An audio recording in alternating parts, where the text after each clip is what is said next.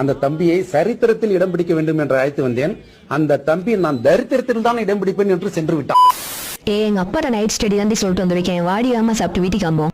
எங்க அண்ணெல்லாம் நைட்டு 1 மணி தான் வர வீட்டுக்கு. இதுக்குதான் ஆம்பளை பையன் அப்ப வந்திருக்காங்க.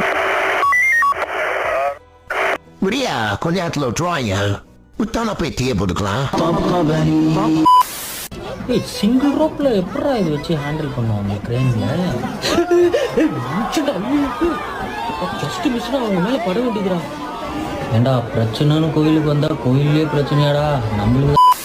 ஆஹா பெருசா வச்சுக்காண்டே ஒரு தட்டி தட்டினா